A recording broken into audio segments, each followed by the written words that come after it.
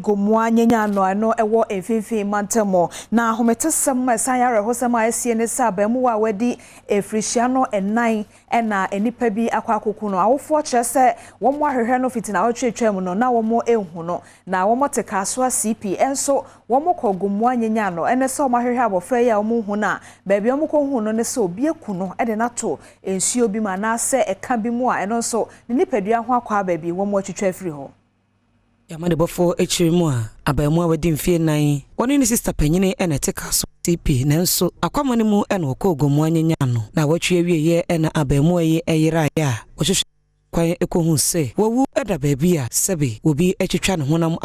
ebi Adom Kasee ene ne papa Bernard nkomo ene odi tuja ekire se ohese de watwetwa ne ba no ehonam akwa ne bi mo a ne ba no kọ oya mupa ansana ohwere nkwa watwe etwa ne ketrema etwa ne nwi ene baabi timi emodi na chese o motwitwa akola no awo 4 years ye friend koku Adom kon etwa ne tongue yi ne ma lips no twa na so etutu ne ni ate enwi no trinity twa ne nsa chese ni yan no mo atwe no mo twene bakan suo no ni suo no wohon ne ku empo yesi na akola bi na etwem wohon no hu se potensuo nani enko yi no enwechi akado to aso se wodi asno akoda gomwa nyanya no post station adeso dia wodi osifo enim enese omodina no wonkyere enipa bonfo a wako mu a wadi mfi nan gomwa nyanya no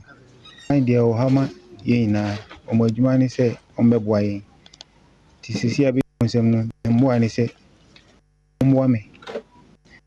di ntumi ehu nipa ko a odi sa adjuma no eno pe na meka na se anye sa jani na mewrade na nkasa mfa na kwan ko sa no hye ba o yespe onim hwe nanso no the kind of pain is a modern from no ano ya me mesre so abofo mbabo amini yetumi asolve no nso meda omase Yemfi ahometesemi so nkwa asantemanta momenhia abaya asabia wo honom no erabi akọ hosenka kwakọ pena pomode honsamachi akwan ne din ene hudu fuseni na so ahwe ne nkwa eno na emfoni bi nam social media binom ede sobo ebo enyumayefo mo ho anesefo no se womani ankọ ewra ne ho ebra obepie aya asabia ho na so enyumayefo mo wo menhia aya asabia ho ne kyerese sansem na ekoso no nokure bi anim. The Facebook post showing a video of a broken and teary Hudu Sulemana, husband of the deceased, said in part, quote, Mr. Hudu Sulemana has lost his wife at the Menchia District Hospital in Kumasi of the Ashanti region today, Monday, May 2nd, 2022. The disheartening part of it being that his wife died as a result of intentional no-nurse syndrome, unquote. In the video, husband of the deceased is heard saying his wife's sugar level was checked every 30 minutes and was asked to buy medications. 30 minutes beer, or check sugar, 30 minutes beer, or check sugar. Everybody say, me say no, Missikana or Jimmy Sono.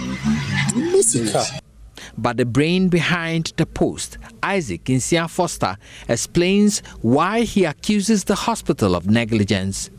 Because personally, I was standing right beside a woman and I saw the woman suffering. I saw the woman, he was, I don't know how to put this, his heart was beating faster. So if there was a net around, I think that maybe she or he could report to the doctor in charge so that she could be saved. But unfortunately, there was no around to report to the doctor. So the doctor came late. He couldn't do anything to save the woman. But management of the Menchia Government Hospital says the post is misleading and inaccurate. Clinical care coordinator of the hospital, Dr. Michael Opoku, says the deceased, Humu Fuseni, was admitted on the 30th of April and given the needed care before her demise. The first of the case is that this patient, as I said, was on admission at the emergency department and was given care 24/7. The doctors attended to her. The nurses at the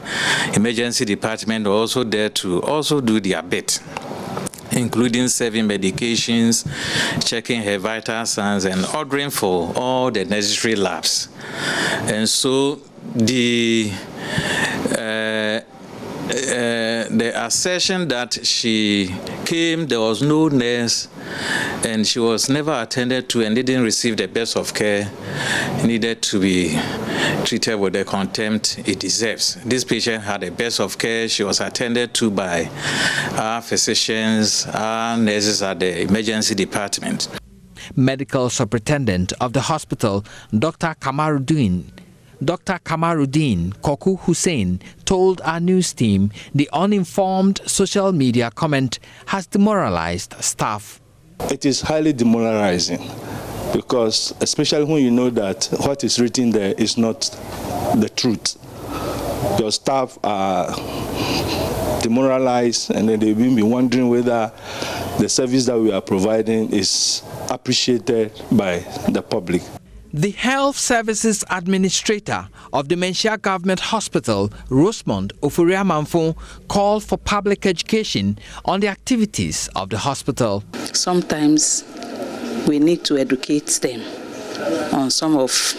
these issues. That when you come to a hospital, you don't just pick phones and start videoing people who are bereaved or people who are in pain.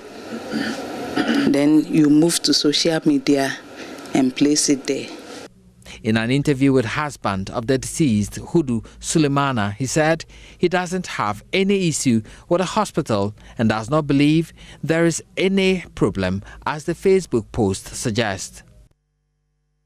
No, for your mention war a half montam na sa mensimu ena efempi mienu ne eduno 2020 abato pensono onipa wojina wo sa mantam ho edema NDC amanyoko no ene Ebeneza Kwaku Ado ena wo kire mu se ahya Kasee aya na efa nnua bi ene nam sampotem ho a wo mudu ahya kwaso a ahyenso de wo mfa enidie ma na wo matwam no wode sobo no nyina bebo bambo adwuma efo no fi se wo mo ahwe ayese de ese ena wo mo chi obi aso wo mra ne ho ehwese mra ne beye adwuma ankasafo no duru kwaso a kwaso ahyenso de wo so no ko mo ntwimfa so for Bekaya na watwimu ene beto dwa se articulator tracker wakari enua ewo kai no eso ekoyugu ekwan so ewa hafomante mu ma posifo ekere wodrobani a wotwi kai no ye nam so ama afempinu ne aduno NDC amanyoko ne munipa no wopemra shebedwani edibre ewa Stephen North wa hafomante mu Ebeneza Kwaku Ado edi atudwa se esanse bambofo enyere bambose mu kete ewo hafomante mu enti ene ma sansemi esiye ochese wukonkura hodo betise ntotoro sujedu ene wo mahinsu a sede enua wahehya wo kai so etai ekodenchi egu ho no enya de a etwaye na nhweyi a na de oyene ena aba the mechanism ye law enforcement agencies no ena omobu omoni agu omo asede e wose omo yeso ebi se enua no bebre wo ho a ifri mem ene go so na ebesin twam ekoba bia ekobia na wo hwe ifri mem ebesin etwam wo go so ye security barriers bebre wo ho a enka omo asede e so omo ye no omo tene omo ho no omo aya ka ema meduru hakra ema yehu sa atore nchemo a enka eyasi e won totro so kurubia man enwachi wasanso e de resede eto mabunu no anim se isanse wonum ani kurubia aninti wonhwe na adrawafo a wonum edi nua egu won kaso ebetwamu a woni to mikrata no wo ma posifu amane no wongina wo mo sebe ye obetimi aba omanfo ehu ban mabunu no emra so se ye de nansi fom efri se ewu ba enim panyini na enim akora enti de meka kire mabunu e won totro so titiro ani kurubia sa lodi bitwam ane se omuhu se load no e ba sa mabunu no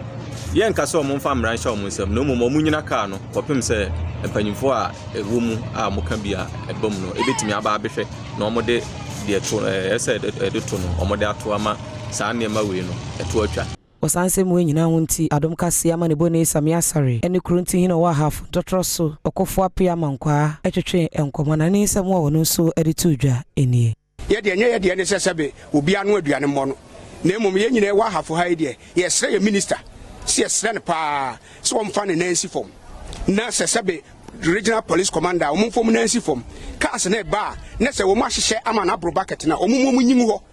na efa bucket ne level a ebeboa ye aboa ye kwan no ama sabe sika anka bia sesi aye kan sunya kwan wo mu sa tetem wo matitem sa de ye de ye no ketimi sa de koye kilometer foforo baabi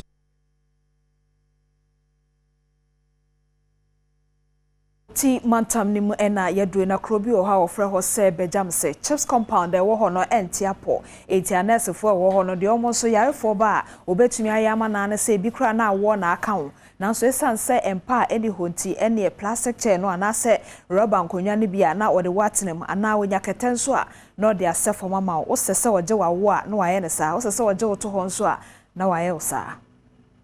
Adom Kasee ama ne boni odi shebo wusujo ba proba wo ko wo asoye wo no ohunu se wo mo enyampa na so e wo ayaresabia ho no wotete plastic chase mu enna adokotafo e hwe wo mo ebi nso kura ededa fom uyi se o manfo nya ba bi na wo bra wakọ chips compound yi ho no mo a apomdi adwumayefo etwese empan ena etugu honum so e wa yaresabia ho no mo e de pampan kura e ba ho midwife a wa so ye ho mata yosen ena ne yama ne boni odi sheba owusujo etwetwe enkomo na odi o hawa wonum efem mu bi etugudwa problem Kasee face ewa ha but ampan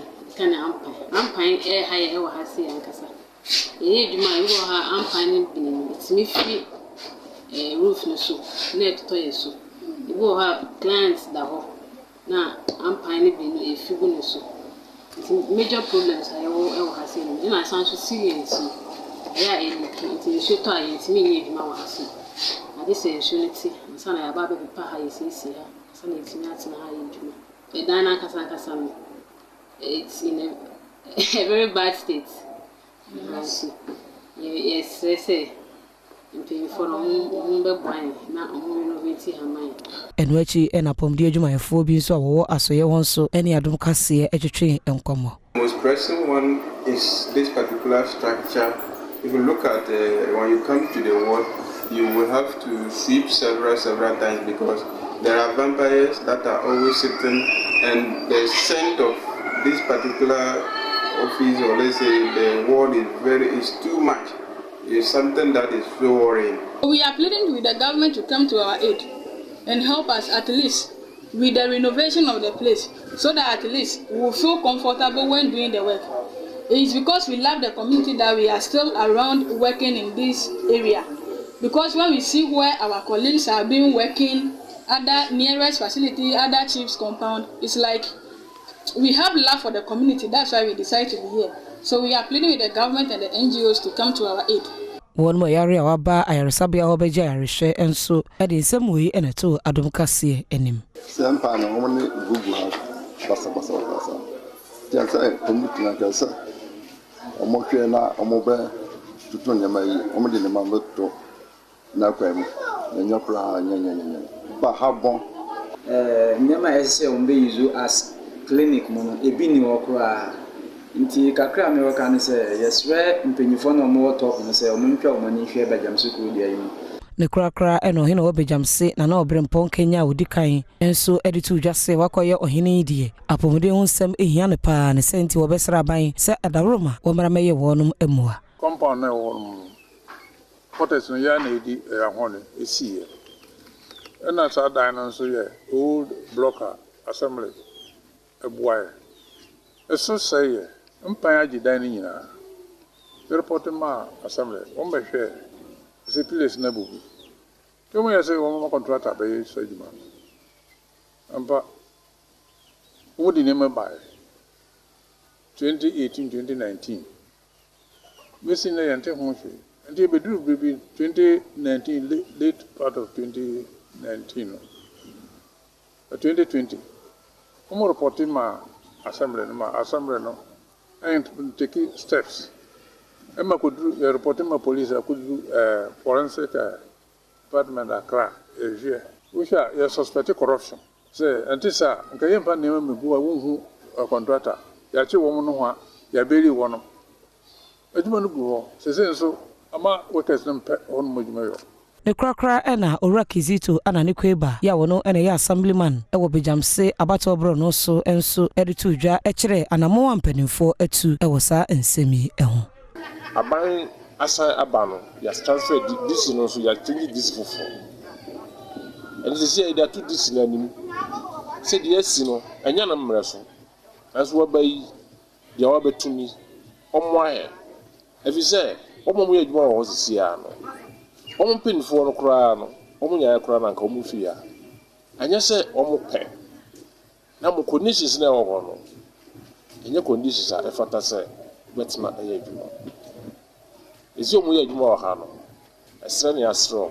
afe yankobuno mantam no emu Dr. Samuel Salama teye Dr. Nia Mofra ena wo hwe won na wo ye adwuma ewo Holy Family ayasabia eno ewo brekum empotem ho ena ode afotuo ma awofo sese wunyanya abofra won nsemo a se ne Mofra bremu na otimi mu odi kɔ ne ho yie ansa na yarewa bi anha no ewo ne nyi brem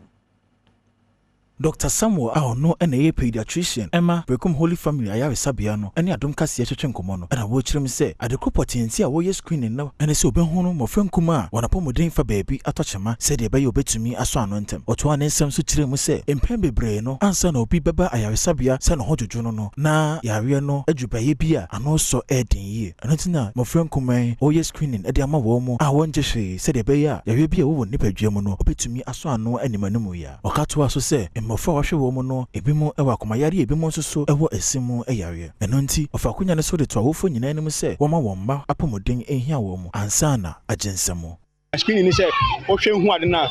wakomu ahwe mu ye afa no se me be ya nyafi na obetwa ama na aye west ansana o the intervention aba nti so far ne hu kwa bia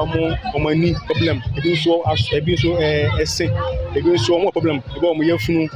ebi makuma enya no efi ukoda kono ombeba hospital ne afi mu yi na fe no amom madura ese yede mom pala o mpanyin at least once in a year na say okone wo ye o health screening so your panya check your sugar check your BP awofo ne pie de wo ma kopie honom eso kaka ho se ena screening na ekoso ne nteno amoma hu yarewa eha wo moma wo kiremu dia na wo nsusuye mu no ho ne se bibia edaboko wo moma apomuden ho kopem se wo ye screening ama wo hu no se wo ma no yarewa wo nipadwam beka sho medene ba no mo hwe ne se na omo hwe ne bai omo hwe na mo problem bi no ti se ama ma ho se aflaro hwe ni ho aha Yes, yes, so mo say that be a baba be yen sa mai. So me ma wo fo ne so mo afo mo ma de mo ha mo fi say. Won na akula ti a unni ma de ha akula na ko bi ontime nkasa. Bi akula 1 month ontime nkasa tu ni ma de a ya akula na bi a otimi shi na tu de ba ha. E be bo mo wo akula na ya de na po mo de nsema nti e kama. Wo ensem fufuro mo no soafo a wo hwe empotam ne abode nyansape ene abefo honsem so no Dr. Koko Afriye ena wo bo amane sesese wo kọ soto akese a ya na adwadie kọ somechere shopping mall no a wo mo den hihye fufuro bi aba eno no eye bibi abekọ akodi wudwa no agum enkonko ye se ya na wato polythene bag no owia no wato atene potamu na potamu aye finsa adabi sese wo mo de fufuro bi aba eno no wo de kodwa so na obetimi asanso e de akobio sei enetie particularly at this stage focusing on plastics because that is what makes this country look very unsanitary. And but we are looking from it from the prism that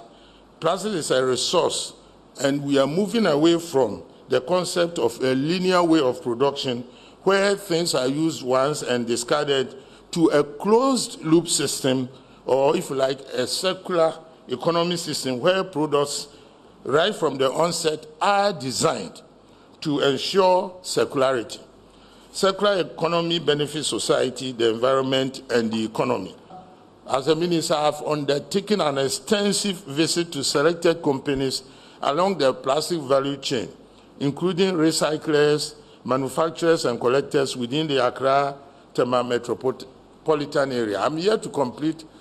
the visit. I intend visiting end users like shopping malls, and then also solicit the ideas and also go to the Banku and kenke sellers, the watches sellers, and see how the plastics, when we transition from those microplastics, how they are thinking about that. We are left with that one to complete the value chain visit.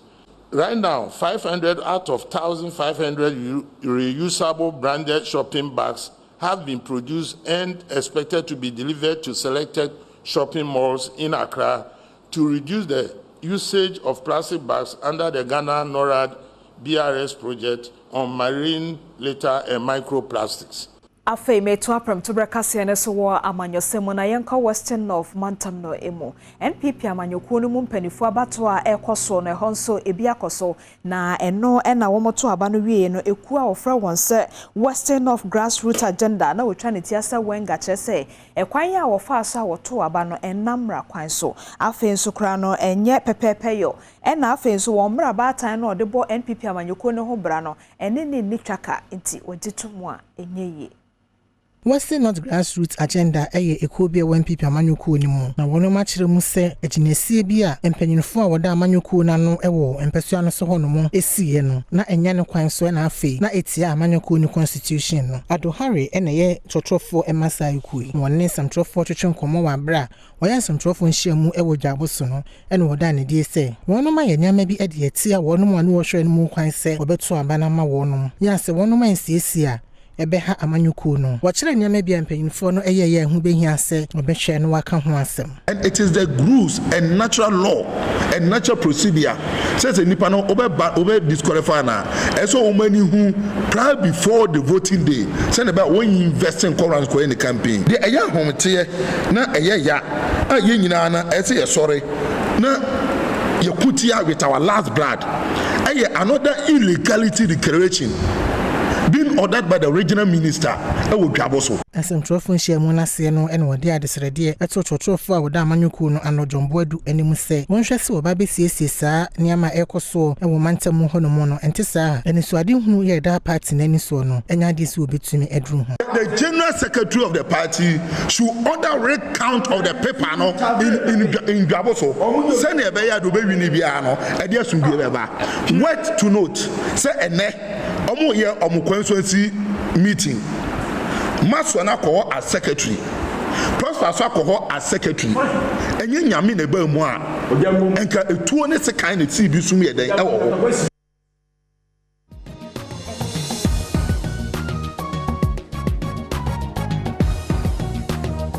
Medase Premtobre Kasee wo Adom TV so na gusa wo hwe e live on so Facebook and Instagram hwe ne ho like comment na share afedi adru so no eye Adom TROTRO se wa prempe ede bro se wa mi so te menka ma ha intio Diamond Red so studio ho anu wagina ma me boko se de ede bia ye kan ye se motor riders no 83 na aya na ye bre se de be ya so mo na makwan ho do so mo ahobambo no ebetimi akonkan na afi mo ni police enya asem bia enti na ye se Red so message na enti enen me de aba bepie mu ewo oponglo na oba hanom a okada fo no mo wa hanom pom nso egbo adwuma wa hanom a omo hwese abribia no ombetimi aba ha aba be ye adwuma ti se de midi kankan no aprobo ni nyina ne se Red so no mageme so say Master Gina Red so Master Gina chu break ni na Gina boko chu break ni na Gina boko abonsam adwuma no ne jai dey abonsam adwuma no what a campaign as it too much eti de ye kan nyina ne se mumu motor riders si on ye hwe mu nuama omudina traffic light ya si Oma omu free eye Accra ba besia komadina no so omuduru hanom no omde asore de nyina ye nhwe se de omu agina sese no omu gina hono ne papa mu no ohu nanso hono ma na mumu bia ya asoden on set time on so unsa obinum ayedwane ko ene na ko se problem no omu gina ko se munya ntobo se just seconds asoma wa na wako but kasa twom kakra unsa chance abakaka gidigidi no ya fa ho Ibisa na bia ka bi nso balasa wa ayesa na odebo wa na afete motos for na sell okada for na say there wo kan che say wo no udu traffic light na say sorry da wugina oh yeah mbegina I say mi ndi mra so na me so I am safe emma me ene me busuafo because me nim say me na me ko ba ansa na ebusua sa kwa amano na me mistake na me pra na say me baby aya me kwa kafia ebe ha me ne busua ye mistake a omo edi kan kwa ne ye no why bi da da bi ma nya bi da wunye bi da bi ma nya ti wudu traffic light ase a ade na ye a wo hwe se wo betimi abon ho ban obi a wote moto na chu bebo no ho ban me pa cho me fa obi ko a red so ma me a eya me gina because of emranenti enti eso a na ya move eko but red aso na wo e bia car free ni say e ba wan hu a e bia car betumi abo car ball so a case na wo dey do police station na like who ni lances anyway na e betumi affect you na e bia wan pra so a passenger no so fire na eno so e betumi aye asem enti red so a gina oya omo Kasee okada for but ya twi moto for yawo okada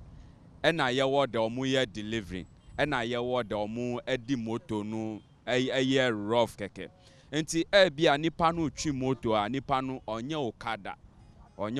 ni ye okada for ankasa no ye do red light a ye nimamra no enti ye ni police for kasa enti ye nimamra no enti ye do traffic light a red so a ye gina enti this green no soma yansa na ye ko but this delivering for any the omo use like omo de omo nya adwuma omo ankasa ye omo de a omo de koba omo na ye omo high omo na ye omo high no omo enen kwa na mete sa asem no sem mu okada fo ne de mu dimra so ne momo omo aka no na enimra so enen kwa ne da mete sa asem ya di emra so because of every ye wo mu police for free no ma ye meeting enti ya di two omanim enti na ya oba hu say o ya share jacket and then na bia ebinu man share we no ya share jacket share boot because of say na police for Kasee yeah but so wonim say wo share but I was said the bia wutime share mo helmet there no there ye bom abaso mo ya ade na mom eba reflector eba shin guard eba eniema bi aka esese mo sha said the one Kasee odi kan ne na man share e was said the bia mutime share so wonim say ade won so de wuni amo kan de na waka fa ho abe ade na me ka fa okada ho ni say okada de ade e be say ye bon ho ban say ye ko ba bia say share helmet e na ye fa passenger say ma passenger so e share ye do traffic light e say gina because ya gina emra e wo ho say wo do traffic light engina light green and so na yakọ ba obin do hanu ma light so kwa no mutwum indi enye onu dia enye me say no me fa passenger na me call first ni say passenger ni ehia me second ni me ankasa because me our family what's the first no and it's a passenger na oti moto na chi no ohia wo e na wan kasa so ohia wo ho yeah because passenger be Tunis ya bia me na me ko ebuano nso me ni sky say me ko buano ana nso me so atumi a e family na two family na because me na me ko ba nti sa den de awo madwum say me ko ba bi na obi timoto so ana me ko ka ase me bom me hu ban na me du ba bia me du yo what can sampa na ye di we say you TROTRO no akwansi dia be how baby na wo moto twa wuchi wa hia how na something like I say yani police for anase akwansia anase to say den na obisa de mi bisa ne say o de yemfa no nto nche na mi misa say why yemfum so bi wo kwan so ama oni police anyada oh Minya me dabi ene de menya sure ba police nso so ache wa bra wa anya bibia o na de sure enu momu de ye sure no de too sure de ade too sure aya too sure ene de wan aya amu obibi say operation and operation no police o chewa o say on tell the reason why what you buy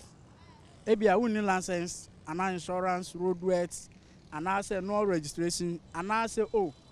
why you say why you to bika why you anena ya chesu and I say we udi obo bi na and we bibi sa abo ni bi na ya chesu ya be chew obi esi operation obi wo ho a ebia ugina ho red aso ntina yeah one problem no ba nansan de amode ba ya amudi moto for ba wo cross la na ache ende eboa ya pa mesika se mboa ya na me twantro eboa ya eno na amazesi anu utimi se red aso na moto abeji na bebre enka fesa oh kai na mo kwa na mo ba sa enna ma affect enya na asesi a enti sa operation no mu motor riders de aboa mo pa de amode ba sesi anu to me no eye omo amaso wode no omo de be ye adesua omo begina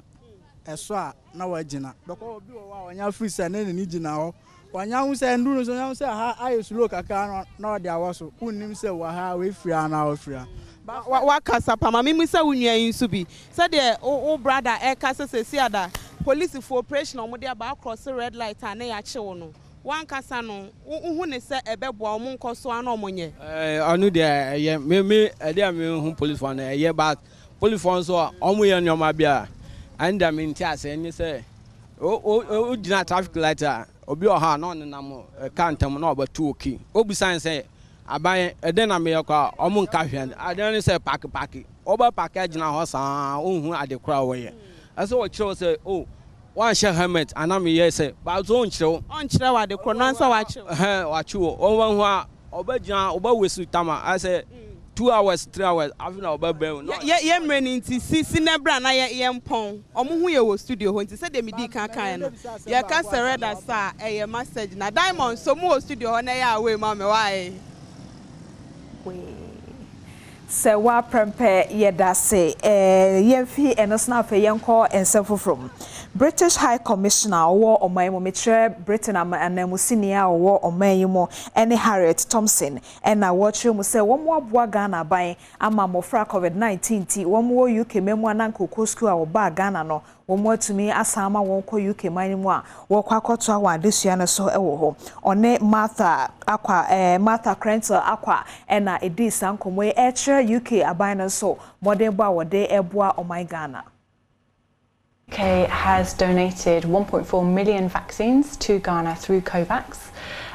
Those have been delivered including through our partnership with a Ghanaian company called Zipline that's helping to ensure that those vaccines get right the way across the country, including to the most remote areas, to make sure that the people who really need them get them.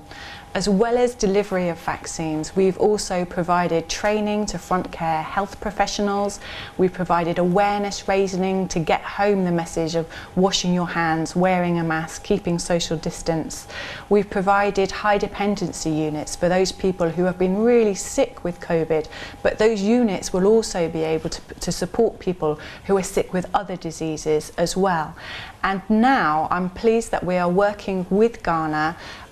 to help explore the possibility of vaccine manufacturing here in Ghana. We supported Ghana to set up genome sequencing, helping Ghana to remain at the forefront of identifying new variants to protect not only Ghana but the world. And now that scientific partnership is expanding, and as I say, we're looking to understand with Ghana the feasibility of vaccine production here in this country.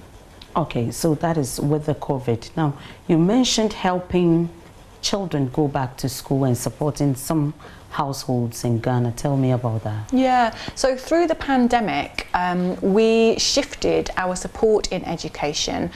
to try to give as many people the opportunity to keep learning as we possibly could. So one of the things that we did was to connect teachers here in Accra and other urban centres remotely to children in other areas of Ghana so that they could receive that education while they weren't in the classroom, using radio programmes, for example. What's really important now is that those children who left school and the schools closed now get back into school. We've got a lot of experience of having worked with schools, particularly in the north of the country, with the Ministry of Education, with organisations like CampFed, with Plan International, to encourage young people to remain in school and then to support the education that they get while they're there. It's the quality of education that really matters. So our partnership with the Ministry of Education education is to support them to deliver on the reforms that they have identified as being necessary in Ghana. So it's a really end-to-end partnership that we have in the field of education, from the policy right through the implementation and still at the service delivery end. Are you focusing on a particular level of education when you're getting the children back, or it's just across board? It's across the board, actually. I'll need to check that, if we can check and find out and get that information back to you. Certainly we have supported right the way across the board. So an example is the Girls Pass programme, which is with CAMFED and with the government of Ghana, which has supported young women, 99,000 young women, to stay in school throughout, to complete senior high SHS. And then those young women are now acting as mentors to people coming up behind them to in turn support those people to stay in school, to realise the value of an education, not just the students themselves, but their families as well. Yeah. There's long been a personal commitment of our Prime Minister Boris Johnson to support 12 years of quality education for girls. So that support is for education right the way through the system, to ensure that not only girls, but particularly girls, are getting that 12 years of education that will enable them to play their full part in Ghanaian society and Ghanaian's economy, and help Ghana to realise its enormous potential. Okay, so now let's talk about the war in Ukraine and the impact, but let's start from our region. So what role can Ghana play? So Ghana is already playing a really important role. As a member of the UN Security Council and as chair of ECOWAS currently, Ghana's commitment to the values of democracy, of upholding sovereignty, has been really clear, and Ghana continuing to speak out about the importance of those values, the approach that it takes through the UN, but also the approach that it's taking right here in West Africa as chair of ECOWAS, is really important in demonstrating to the world the values that Ghana holds dear. Okay, so with this role, you're looking at the sub-region, the impact we are making. We know the war is having impact on all of us here in the sub-region. Are we getting to that point where we need support to survive? So the war is having an impact not only on the sub-region of West Africa, it's having an impact in my home country, the UK, as well. Right here in Ghana, people are beginning to find prices extremely difficult. As we see fuel prices rise, as we see food prices rise, the life of the general population becomes harder, becomes more challenging. And that is why it's so important for the international community to remain united in putting pressure on Russia to end this war. It's a war of choice. Russia was unprovoked. Putin decided to invade Ukraine, and it's absolutely crucial that the hostilities stop as soon as is possible. What the government of Ghana decides to do to support its people is something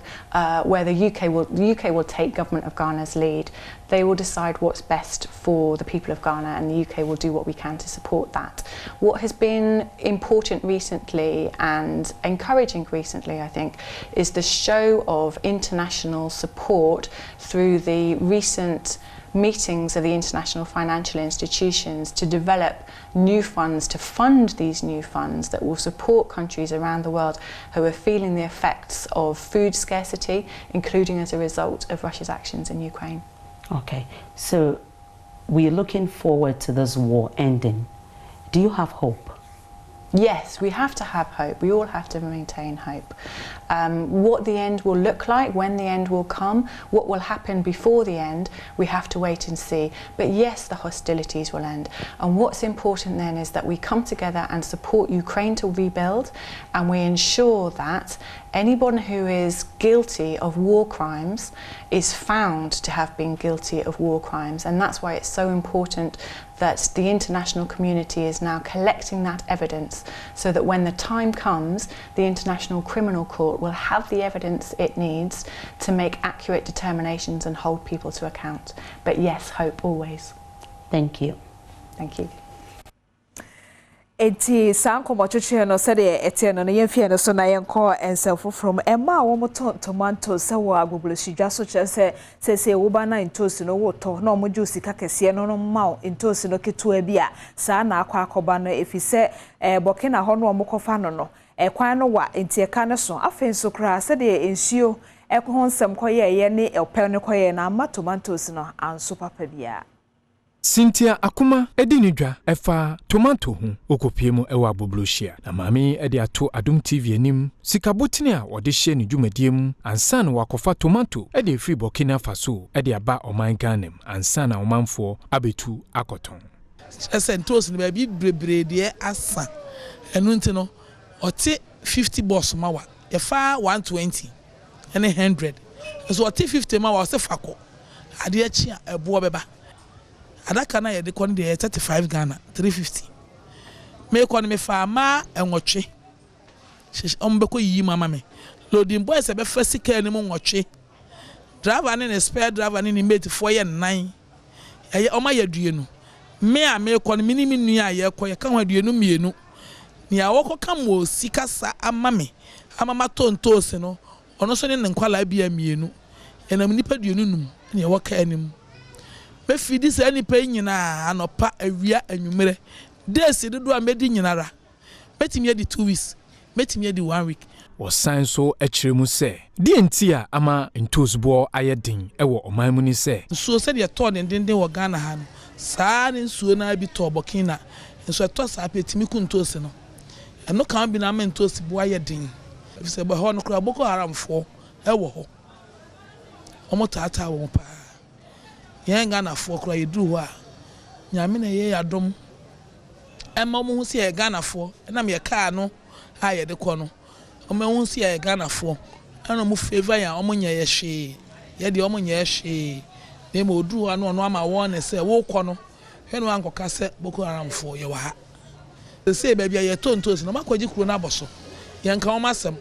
se kuro ma hye se ye di sala enei anyame Adom ye di sala na wie no